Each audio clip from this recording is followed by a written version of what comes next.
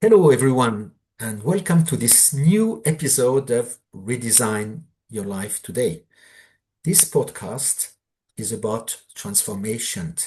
I'm your guest, Daniel Kobryner, and I'm a mental fitness coach. And today will be a very interesting conversation. It will be about dating. And dating apps, they have promised connection, yet many people haven't felt as much disconnected as they are now. So today I'm going to talk to someone who has built another, a different app, not just a regular dating app. And it's about this question, what if technology could help us slow down, listen better, and meet each other beyond appearances? So my guest today is Rakesh Naidu. Rakesh is the founder of the Fate dating app, which is an AI-driven, voice-first platform that challenges swipe culture and invites a very different kind of connection. This conversation isn't just going to be about dating or AI. It's going to be about, as well, it will involve intimacy, responsibility, and what it really means to be a human in a digital world. So, Rakesh, again, thank you very much for being with us today. It's really a pleasure to help you. And my first question is about, can you introduce yourself and what is your story? What is the story behind the creation of this app? Of course. So the world is facing a loneliness epidemic at the moment, and the way that people solve that digitally in the dating space is through dating apps. And there's three prevalent problems at the moment with how that's being done. For men, 80% of them struggle to even get matched on dating apps. For women, the problem is twofold. They experience something called decision fatigue and swipe fatigue. There's lots of options for them. They lack in quality. It's all quantity over quality. So Fate was brought in to solve all three of those problems across both genders. It helps males because it's one of the only apps that guarantees matches. And the more you use the app, the more it learns about what you like. And it helps women on the decision and swipe fatigue side because they don't have a plethora of options to sift through hourly, daily. It's curated for you. The same way Netflix curates movies based on what you watch, Spotify curates music, Amazon suggests and curates products. It's the same thing, but it's moved into the dating space. To answer the second part of your question, the reason I started it specifically is I once upon a time had a YouTube channel where I spoke about my opinions on intergender psychology. It picked up a lot of traction. I gained millions of views doing it. But throughout the last 12 years, I've always worked in tech and I've helped some of the biggest businesses in the world leverage AI and software to automate processes, run more efficiently. So to combine both of these passions slash skill sets I had, the only way to merge dating and tech is by building a tech product in dating. And Fate started 2 years and 3 months ago, and we officially launched on the market 5 months ago. Wow, this is very powerful. And you see, Rakesh, you talk about, of course, dating, about technology. Now, what about you? Is it something which you felt really personally that it would be important even for you to have an app like this one? 100%, because I think the digital age and revolution that we're living through, where everything is being digitized at the moment, has its benefits. And I think anyone, when they saw the dot-com bubble open, they would have thought, oh, this will help us connect to people. And I think if you use it correctly, it does. But I think a lot of what the loneliness epidemic is actually built up from is the downsides of the dot-com bubble. And, people being able to just open a dating app if they're unhappy with their partner and find someone to cheat with immediately. I think there's a lot of downsides that have come from it. So from my personal point of view, I've obviously used all the other apps over the last half a decade to a decade that have been on the market, so to speak. Mhm. And don't get me wrong, some of them do a very good job. I'm a fan of Hinge. I think Hinge allows good customization and personalizations and allows people to show who they are. But the Mhm. problem is that people are still swiping, and when you leave it to a human to swipe, they generally do it on a superficial basis. It's what looks good, and you swipe within 1 or 2 seconds. So how could you truly understand the character or the ingredients of a person by just judging them on 2 seconds, right? So yes, it's something that's both personal to me, but it's also a problem that is undisputedly prevalent in the marketplace today. Absolutely. And yeah, I fully resonate with that, Rakesh. And a specificity of your app is really there's the privilege of the voice over photos, right? So I'd like you to tell us a little more about that. For instance, when people start using this app, what's the best way to use it? And So and I'll ask you let's as say well. you down, sorry, Daniel, go ahead. Yeah, no, no, okay, go, no, just go ahead. Yeah. Yeah, so when you open the app up, the one of the first differentiators off the bat is you're speaking to Fate, which is an AI, and Mhm. she's literally asking you, how long have you been single? What are your challenges? What are your hobbies? What are your interests? What's the biggest lesson you've learned in dating? So it's a conversation. It's just like me and you are talking now. You're speaking to Fate. Fate then takes all that data and matches you. Admittedly, the first few matches we give you are not going to be the most accurate. It's the same way as if you went onto Spotify and you listened to 1 or 2 songs, it can't possibly know extensively what Daniel's music taste is. It's all underpinned by data. The more data we have, the more informed decisions we can make. Therefore, the Mhm. better outcomes we're able to drive. So you speak to Fate, you're now on the app. You have limited matches.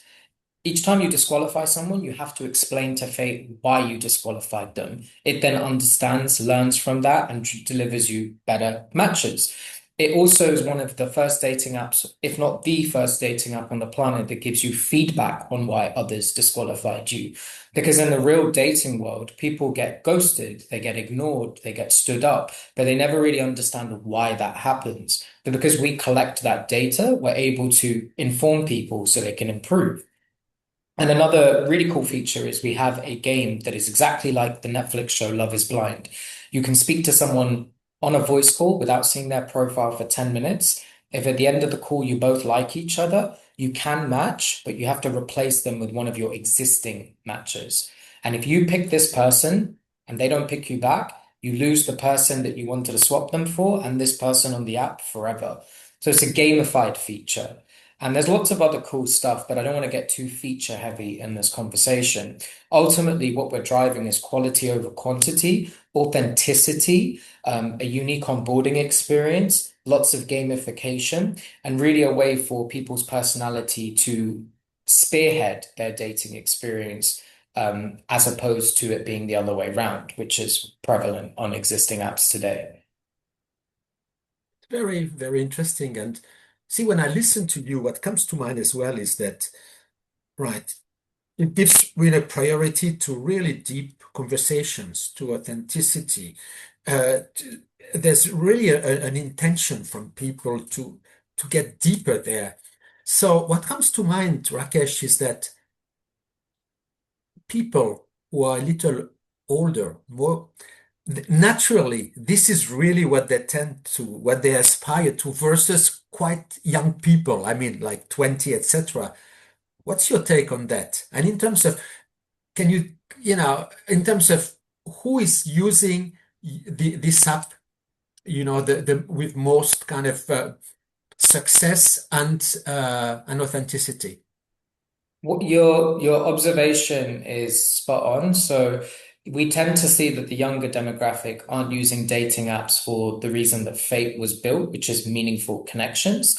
So our target audience is generally 24 to 35-year-olds. However, that doesn't mean to say a 22-year-old isn't searching for something meaningful or someone above 35 is. We are absolutely open to all ages, but it's definitely the niche of people who want to take things more seriously. And the other dating apps don't really allow that to happen because, again, people are swiping on what looks good. And you spoke about authenticity a minute ago. Authenticity is the key to anything sustainable. If you're putting on a front or you're trying to appear like something you're not, that can work short term, but I mean, long term, obviously, that's not a sustainable approach because your true colors will come out. It's an inevitable event that will happen over a long enough period of time that you're seeing dating or courting someone. Okay, thank you for the precision. And just a comment from my part, Rakesh, because you said, oh, yeah, perhaps it's better for people, or let's say from 24 to 35. My take to you is that actually you have a huge opportunity for people much older than that, 50, I think 60, because you see, this is where it resonates with them. I mean, even 30, 30, 35, it depends. I mean, obviously, you talk about people of your age, I guess, but there's this other public which really is craving for that.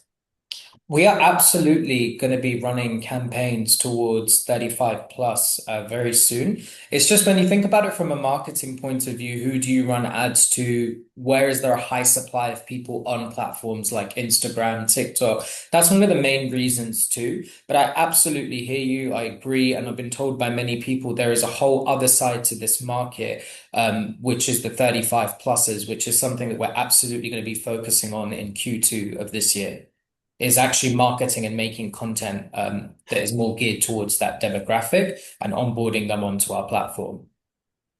Exactly. I mean, it's no, thanks for this precision because, for instance, I'm familiar at least with the names of some apps. I'm from France and I heard in France as well as they're active. People over 50, they're obviously, they are specific ads and they are doing really well because actually, you see, when you are there, you can get divorced or you're a widower, etc. And then you really look for really a good connection. It's not like about swiping, you see.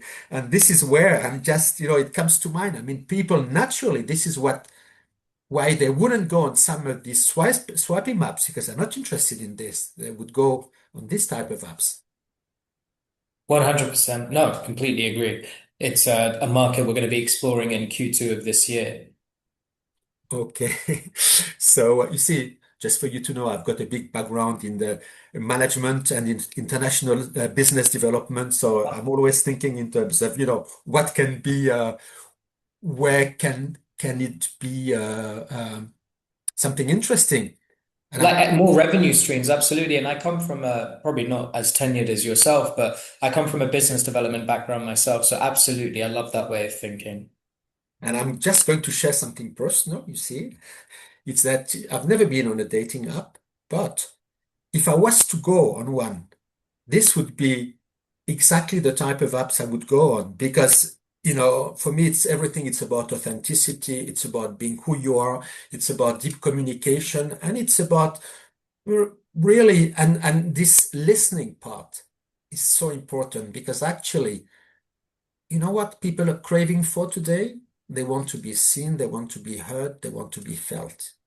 Absolutely. And the core principles of psychology haven't really changed. There's a book called The How to Win Friends and Influence People by Dale Carnegie, and he speaks about how humans just want to feel autonomous, they want to feel valued, important, intelligent. And it absolutely comes down to the crux. They just want to be seen for who they are. And unfortunately, other apps don't allow for this. And one important thing to note is actually the direction that we set for Fate back in September of 2023 Mhm, is now being followed by the whole market. So Hinge's CEO, biggest dating app on the planet, owned by the conglomerate Match.com, their mhm. CEO stepped down to build an app called Overtone, and a lot of the features are described exactly similar to Fate. Matthew Hussey, one of the world's biggest female dating coaches, is also building an AI matchmaking app. And the market is now in 2026 responding to a wave that I set back in 2023. Even Grindr is building an AI companion on the app that can advise, consult, and coach people. So the direction I set to nearly 2.5 years ago was the correct one. And it doesn't intimidate me that the other providers are moving in that space. They can all mobilize resources and ultimately build what I've built. I'm not saying they can't develop it. It does two things though. Number one, it shows that the direction I set is correct and that marketplace will grow.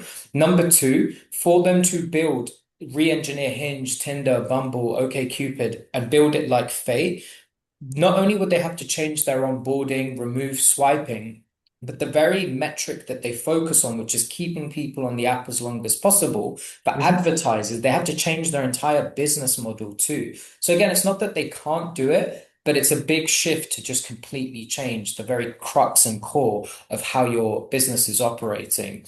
So I find it very encouraging that the market is moving in my direction.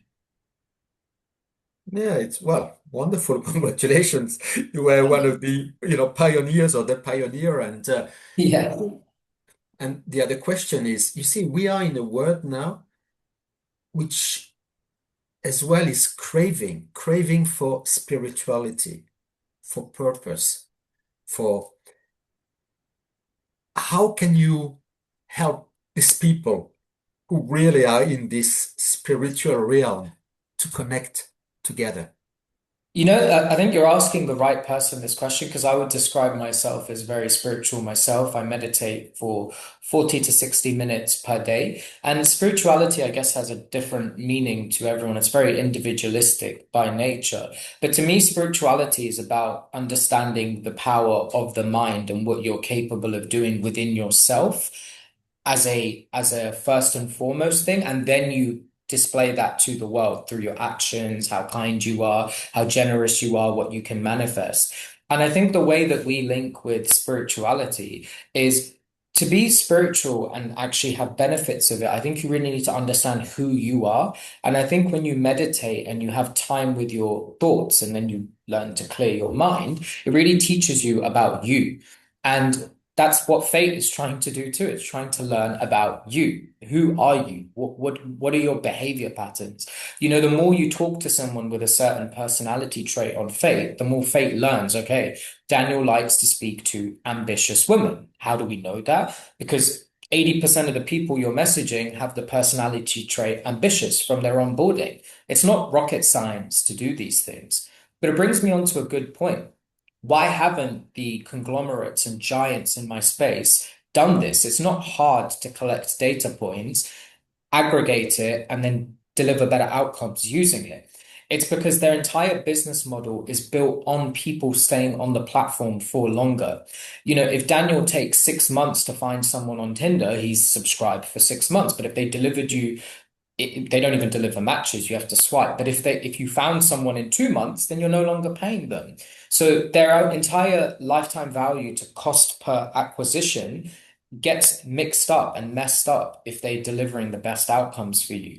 Now, similar to yourself as a business development minded person, it would financially be in my best interest to also keep people on Fate as long as possible. But I'm happy to deliver the best outcomes as quick as possible because I'm hedging that word of mouth through delivering a good experience will counteract keeping people on the platform longer. The biggest companies in the world didn't spread because they had a big ads budget. It's actually word of mouth that makes companies truly viral, right? And I think if I deliver good enough experience, word of mouth will be my biggest advertiser, and growth funnel. Well, do you know what? I fully agree with you, Rakesh. Thank you, sir. Because you see, what happens is and again, I'm quite familiar with this. I'm as well very much in this spiritual realm. It's why I'm talking about this, and I'm not surprised at all that you are there because it matches in the service you deliver. So it's really linked. And you see, when you are there, I mean, what happens is that people, how do you really connect deeply with people? I mean, it's about removing all the layers. You start to first with a certain layer and you see how the person responds to you. And then, oh, wow, the person resonates. And then you go a little further because we all have our protection mechanisms. And the more you do that, this is how really communication becomes deep. So, of course, AI can use a lot because, of course, it's very important is we describe ourselves exactly the way we are because the result what you get out is it's really linked to what you get in terms of information there. But for a lot of people, you know what, it's about you can go have a much quicker process, a much better experience, and of course people who have this experience, they will be delighted to be your advocate, just to say, this is how I met this person because it was true communication. And then this is the best that you can have. And when people have a standout experience on an app or with a service, humans are social creatures. They want to share that with people. Look at this cool app that I found. It's this whole thing of they were the one that showed their friends something cool or found a good service or vendor or experience. So it's actually habitually built into our nature to want to be advocates for good experiences, maybe selflessly in the sense you want your counterparts to experience it too, but also you want to be the one that told them about that, right? Because we inherently still want to be seen, as you mentioned. So, absolutely, couldn't agree more. And a bit off topic from dating, but on the spiritual point you mentioned earlier, I think spirituality massively helps you connect with people for many reasons, but the one I'll tackle, and this is just my opinion, is you talked about protection layers earlier that we have as people.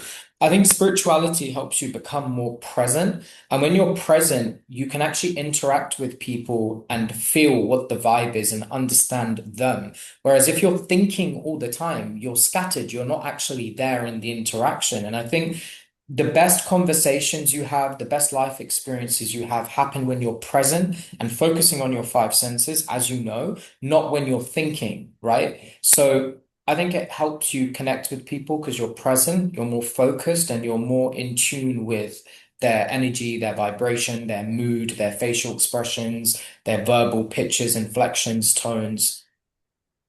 Absolutely. You see, again, it is really spot on, and this is it. And you talked about obviously being in the present moment. I mean, of course, meditation, breath work, there are different techniques. I mean, we can use, or practices, better said, but the more we are grounded, the more we elevate our vibrations. And this is actually, we don't attract who we want, we attract who we are. And this, when we have these changes within us, this is where connections become very powerful. And I really like the idea of first connecting with somebody just with the voice. I think it's a brilliant idea because you listen, it's about the warmth of the voice, it's about the tone, it's about that. And within not too long, you really can have some really good ideas when we start connecting. And you see as well how people are willing to be vulnerable. And again, and even before you start looking at pictures and things like that. So it's again, it's really a comment that this can bring a lot of depth. Yeah. Absolutely. And the voice first is part of our game, Fate Roulette. And yeah, you're literally speaking to someone for 10 minutes. You don't know what they look like or anything. And as you said, you're just looking for that warmth or reciprocation of energy, vibes, compatibility. And it's so fun because if you take a gamble, I really liked this person at the end of the call, you have to risk one of your five existing matches. And you may not like how this person looks, and then you lose, you match with them, but you lose this person. It's a super fun game. I'll be honest, we don't have the kind of volume of users yet where that's being used a lot, but that absolutely will be something I think will be one of the core features of the app very soon. It's very unique. And even to get that approved on the App Store, we had to go through a very vigorous process with Apple to even have a functionality that is randomly pairing people on a call, because generally it's against their review policies. All right. Okay. Okay. And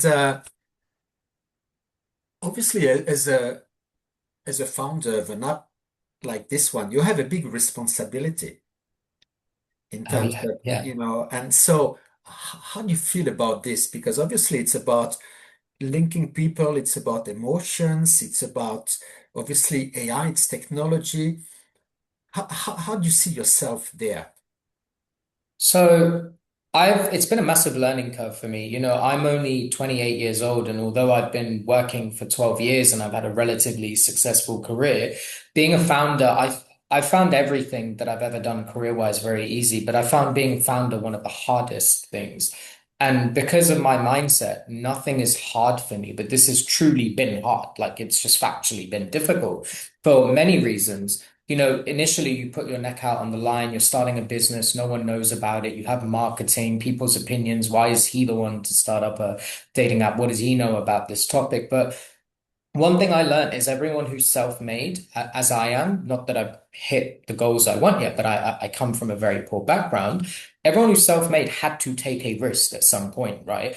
Every single one of them had to take a risk. And why should I live in a mediocre lifestyle just because I care about other people's opinions? So that's something I parked initially. But something else that I've struggled with is people management. There's a lot of people who have different goals, ambitions, and you have to kind of cater to all of them simultaneously, while at the same time focusing on what's best for the company and its growth. And a lot of the people I hired were friends when I initially started Fate, some of whom I no longer speak to because we had professional disputes that to me, unfortunately, took precedence over our friendship ultimately because it dragged on. So I'd say the biggest things I've struggled with is personal relationships alongside the business relationships, and also just sticking your neck out on the line. But the biggest thing I've learned is a good founder or CEO should kind of know about what everyone in the company's job is. You're not the expert at ads, but you kind of know what's going on there. You're not the expert at social media, but you kind of know what's going on there. You're not the expert at finance, but you just know enough about everyone's job. And that's probably one of my favorite things about internally running a company. I get to every single day learn about social media, ads, finances, profitability, legal, development, quality assurance, customer support, investor relations, public relations. I'm learning about so many things every day with live experience, and that's probably my favorite part internally about being I guess you could say, leader in business. Thank you for sharing this, Rakesh. And obviously, can understand as well. I mean, what you said about, oh, friends joined, but afterwards, it's about everything is about alignment. You have your values, you know why you created, you've got this why, you've got this purpose there. And I guess that really you want to make sure that this vision is passed on to everyone. It's every single layer of your company. And if people don't understand that, it's really difficult to, to work in harmony. Absolutely. And one lesson I took away from it, because I don't see any event as something I regret. It's either a lesson or a blessing. That's how I say it. If it's good, it's a blessing. If it's bad, it's a lesson. And the lesson I took from that specific scenarios with disputes personally in a professional setting is where you can find alignment between someone's personal goals and their professional capacity at your company is where you'll have the best longevity, right? If you can pay someone enough and give them the role they want, but it aligns with their personal goals of who they want to be, how they want to be portrayed and seen by the world, I think that's where you get the most sustainable and best longevity employer to employee. Absolutely, absolutely. It's really it's about purpose, and purpose is you've got to, it's for everyone who works. I mean, like yourself, when you get up in the morning, you know why you get up, and you are very excited. And of course, there are challenges, but as you said, every challenge is an opportunity. It's an opportunity to grow, and it's an opportunity to do something. And we know that uh, we all have fears, but we know that the biggest change and the biggest transformation is just on the other side of the fear. So what you mentioned before, Rakesh, about taking action, going there without having knowing everything, of course, because this is it. But when we've got the purpose and when we've got the confidence and the faith in what we are doing, we leave it as well to a superior power to give us a bit on Absolutely. that. Yeah. If there's alignment, I completely agree. And a funny analogy that I think about being a founder or a leader is I'm doing two things simultaneously. Part of the time I'm a gardener. I'm planting crops, seeds, and watching them grow and maintaining them. But the other side is sometimes you're a firefighter and your entire day is just spent putting out fires in various different places. So I'm simultaneously a firefighter and a gardener, but in a digital form is a good way of putting it. It's a very it's a great picture which you just depicted, and we know that when we plant seeds, we cannot just go every day and see how they are doing. We plant them, of course, we make sure they are watered, and afterwards we have to let the process to trust the process as well. This is something I still need to master, actually. I completely agree with what you've said, but it's something that I'm still trying to learn to do better. I think a lot of early stage founders who are truly passionate, they want to be involved every step of the way and control everything. But you're spot on. It's not sustainable, number one. You can't possibly, when you have thousands of employees, be um, and it's not that I want to control it, it's more so I want to be involved in it. I just want to see what's going on, understand. I love data. I love looking at things when it's my own business. But you're right, it's not sustainable. And ultimately, sometimes you need to trust that the people you've put as head of capacity in your company will allow those things to blossom, and you wouldn't have hired them otherwise, right? Exactly, and you see, just yeah, the we sometimes we can be perfectionists, we can be controllers, we can be people pleasers, and this is really my area of specialty. I'm a mental fitness coach. I help people understanding which are the programs running on autopilot in their minds, which are not theirs, and how can they can reframe them in order to live a life with clarity, with appeasement, and with confidence. And we learn these things. You see, when we control things very often. I mean, most of our features, they come from the first 7 years of our lives. This Yep. is where, since the moment we were born, we learn these programs from our parents, from the family, from Mhm. uh, Conditioning, from absolutely. church. And afterwards, what happens is because we take everything without filter, we think this is how it works. This is the, and sometimes, some of these saboteurs, call them saboteurs, like, I used to be a perfectionist myself. And I can tell you, I thought it was great, but no, because it drained me. I mean, yes, things Mhm. were really well done, but at which cost? So sometimes you have to take a step back because you don't see your blind spots. And Mhm. then it's why sometimes you need support.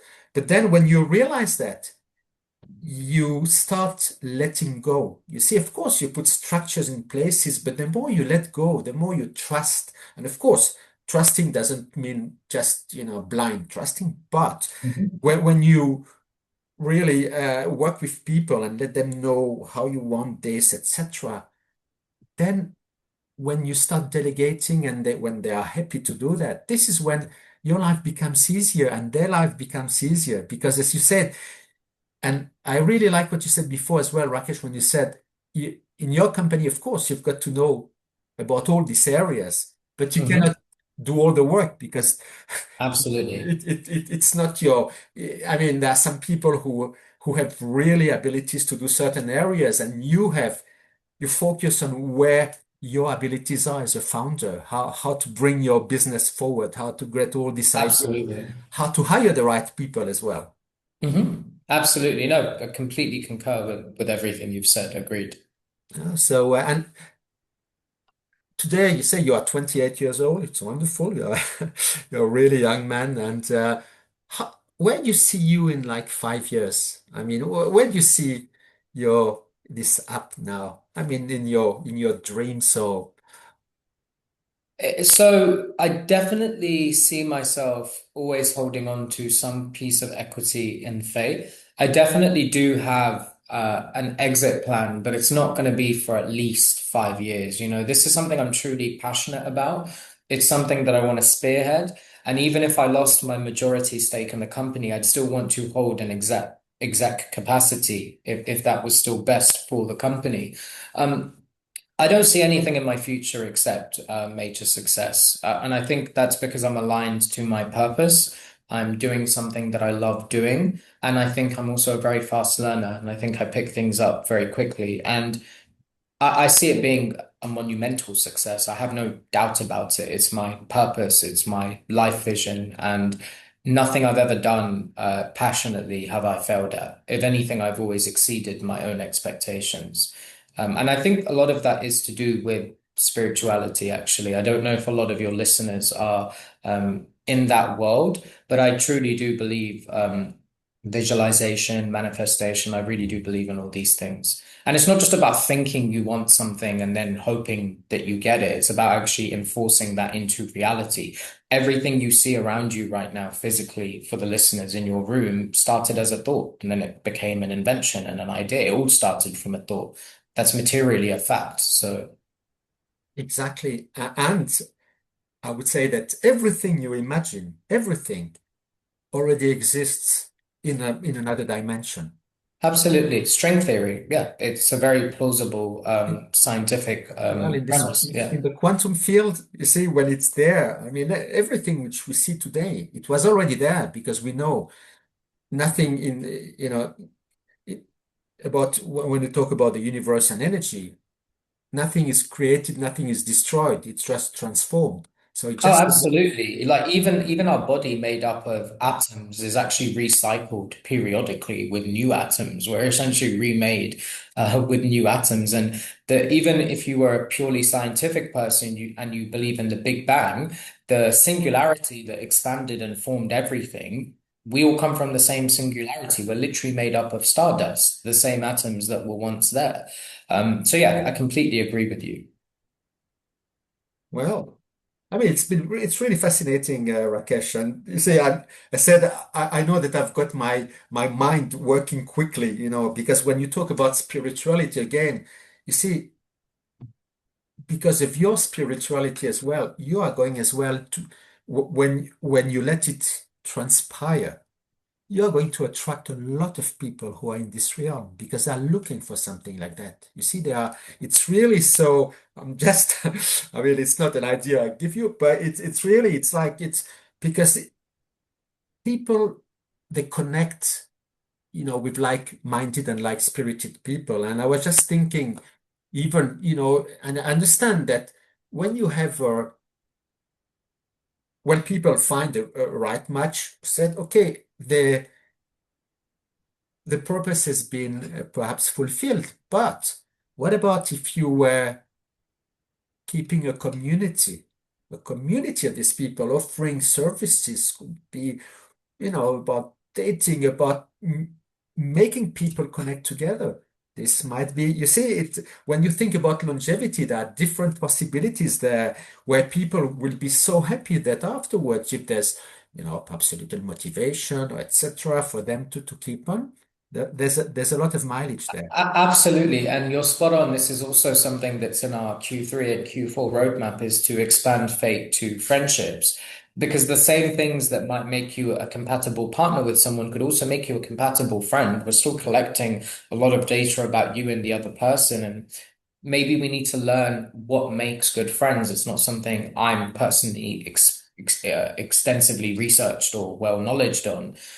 But we can still use the platform for people to make friends, which keeps the longevity of them as a user on our platform. And ultimately, we're a connections app. We're not just a dating app. And connections takes many forms: dating, friendships, family, colleagues, neighbors, So absolutely, we will branch out into those fields. No, it's wonderful. And as you know, you see when you know about the pyramid of needs, yeah. And if you go to the higher needs, it's really about when people, I mean, it's about, authenticity, and it's about belonging to a community of like-minded people and like-spirited people. At the end, and of course, the more you evolve on your spiritual journey, the more, I mean, yeah, the, the, the, the more you connect with certain type of people. So, I think you're spot on with the certain type of people because I found quite early in my spiritual journey it actually made me feel more lonely of anything because you lack resonance to how the average mind thinks and operates. And I definitely found solace in finding a couple of people who viewed reality in the same way that I do, which is inherently in a spiritual way. absolutely. And you see, the parallel with with the app as well is that you know that it's not about quantity of people, it's about quality. But when you have these 100%. connections where you can really exchange, and this is where you become unstoppable because you know that there's no fear of being judged, of being criticized, of being given unsolicited advice. You really uh, connect and then motivate, emulate each other, you see? So it's yeah. Look, I mean, it's really fascinating talking to you, Rakesh. Likewise, thank you. And is there anything else you would like to add about your app, which we've not covered today? And No, I mean, everything is found. You can find everything about us on our Instagram, Fate Dating UK, and our website is fatedating.com. But no, I think I've covered. I think, I could sit here and talk about our features and functionalities all day, but I think people really resonate with the core principles of how maybe the founder views the world and how they wish for it to be. So I think I've said enough in that regard. And if people resonate with what we've discussed so far, then certainly go check out the app. But otherwise, I hope they found it entertaining and slightly insightful. well, I've got no doubt. My our listeners will find it very insightful. It's different, it's new, and it's I can tell you from my perspective, I think it's got a lot of mileage, a lot, because it's really again. So just really wanted to congratulate you on this, and I will follow you. Yeah. Likewise, by the way, I will also make sure I tune into your future podcasts because a good podcast is a two-way reciprocal thing. If it was just me speaking and there wasn't a good host like yourself, then you might as well just be doing a monologue or a speech, right? So absolutely, the feeling is reciprocal, and I will also be following your work. Well, thank you so much. So we will conclude this interview now, and thank you for everybody who has listened to this interview, and who can see that you see dating sometimes for people there can be a negative connotation, this Mhm. swiping and all this, but when you see that it can be done with heart, when it can be profound, when it's really about intentions, it's about building something which is above up an appearance. There's a lot to be done. So thank you for that. Oh, I still have a last question for you, Rakesh, if I Mhm. may. What about the confidentiality?